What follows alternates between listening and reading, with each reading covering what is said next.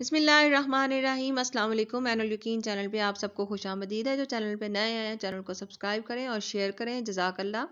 آج ہم صحیح بخاری کے 5ویں باب سے حدیث نمبر 287 سے مستفید ہوں گے۔ ہم سے قتیبہ بن سعید نے بیان کیا، انہوں نے کہا ہم سے لیث بن سعد نے بیان کیا، انہوں نے نافع سے وہ ابن عمر رضی اللہ تعالیٰ عنہما سے کہ عمر بن خطاب رضی اللہ تعالیٰ عنہ نے رسول اللہ صلی اللہ علیہ وسلم سے پوچھا کہ کیا ہم میں سے کوئی جنابت کی حالت میں سو سکتا ہے؟ فرمایا ہاں، وضو کر کے جنابت کی حالت میں بھی سو سکتے ہو۔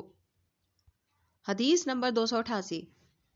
ہم سے یحییٰ بن بکیر نے بیان کیا، انہوں نے کہا ہم سے لیث نے بیان کیا، انہوں نے عبید اللہ بن ابی جعد کے واسطے سے، انہوں نے محمد بن عبد الرحمن سے، انہوں نے عروہ سے، وہ عائشہ رضی اللہ تعالیٰ عنہا سے، آپ نے فرمایا کہ نبی کریم صلی اللہ علیہ وسلم جب جنابت کی حالت میں ہوتے اور سونے کا ارادہ کرتے تو شرمگاہ کو دھو لیتے اور نماز کی طرح وضو کرتے۔ حدیث نمبر 299۔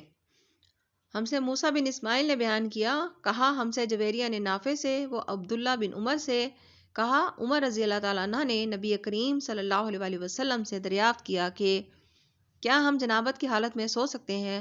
آپ صلی اللہ علیہ وسلم نے فرمایا ہاں، لیکن وضو کر کے۔ جزاک اللہ۔